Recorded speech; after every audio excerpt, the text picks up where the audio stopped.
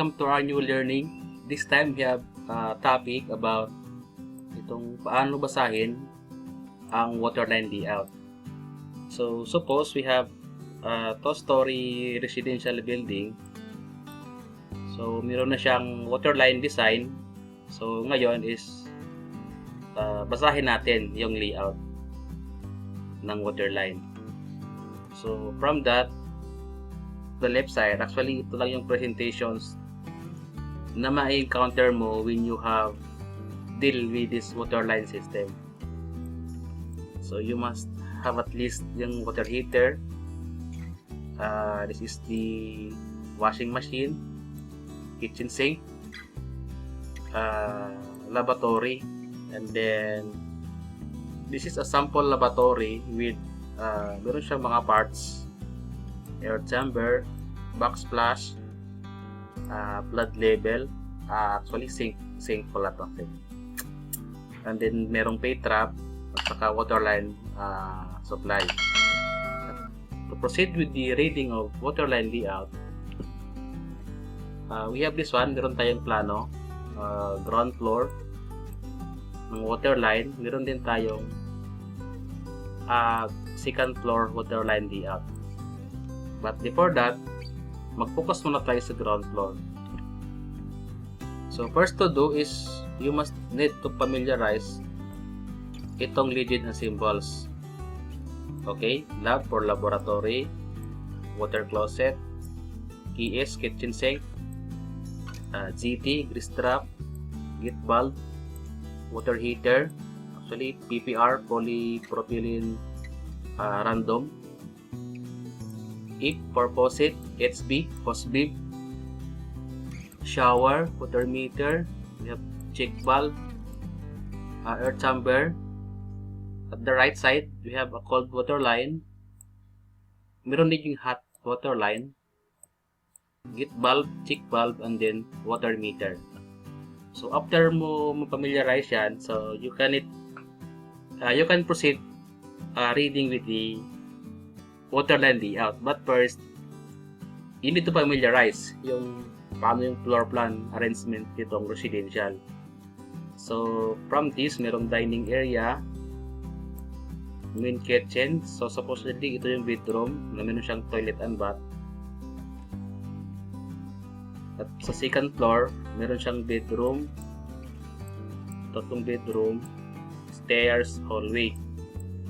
And then meron siyang mga fixtures: lavatory, lab, water closet, you have shower, water heater. The ground floor, you have kitchen sink, water closets, lavatory, water closets, shower, saka water heater. Okay, so yun yung mga fixtures na gawa natin ng waterline system. So ang tanong nito is, sir, paano ka magbasa ng waterline from the start or at the end dun sa second floor? So for me, much better if I start with the connection sa waterline utility. So assuming that ito yung papunta ng utility, which ito sa Manila or yung Manila Water. So sa provinces meron din sariling water utilities. So if ito na yung start mo, so after ng utility, so papasok dito yung water meter. Ito na yon, meron gate valve at saka check valve. So from this, nag-read ng consumption ng water bills mo monthly. And then after that, run ka sa parking area. So para mo masupplyan tong hose bib at the right side, so dapat mag-connect ka dito ng waterline piping mo.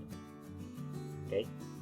So from that, connected na rin itong si kitchen sink. So pwede mo na rin siyang malagyan ng water.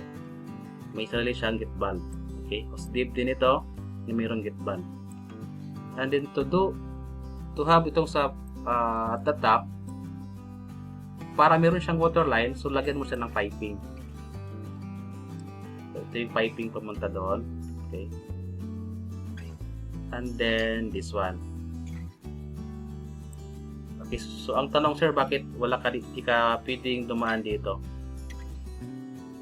If you ask me a question, bakit hindi ka tumawid here? So, on my opinion, so for sure dito yung septic tank at the parking area. So, maapektuhan na yung run ng waterline mo. So, mas better na dito ka na lang sa at the right side. And then, ang purpose din is ma-supplyan mo rin itong portion na itong dalawang water closet. Okay, so after that, hindi mo lang to basta nalinyahan yung taas. And then, itong portion na to, pwede ka na rin mag-tap dito. Okay, so from that, itong lavatory at saka closet, meron na siyang waterline with a gift valve. Okay, so on with this one.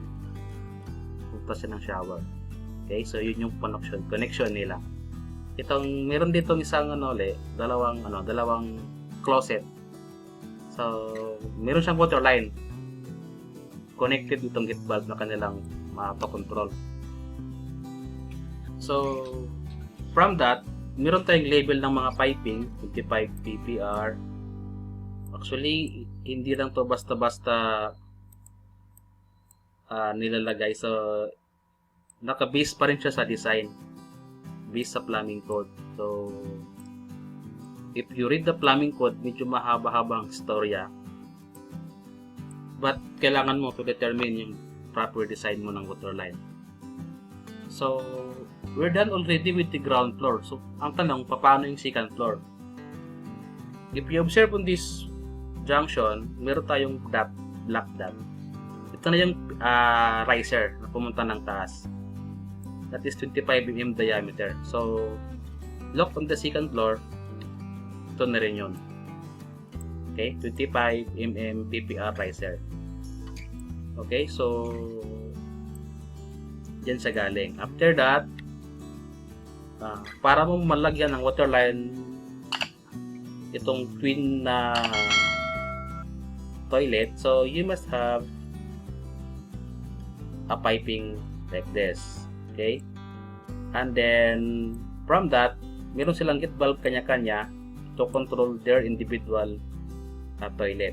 So meron ka ng sa closet, sa shower at saka sa water heater. Okay, and then from this one, meron tayong closet, so mag-layout ka dito ng pipe top to the riser. Okay, and then meron tayong piping na 20 mm PPR. Okay, yung riser lang medyo lalakihan dahil meron siyang pressure drop at the seat elevation or yung height. And then outside from the bedroom, this portion wala na tayong makitang waterline system dahil wala namang waterline fixtures. So yung waterline system, umiikot lang talaga siya sa mismong toilet and bath.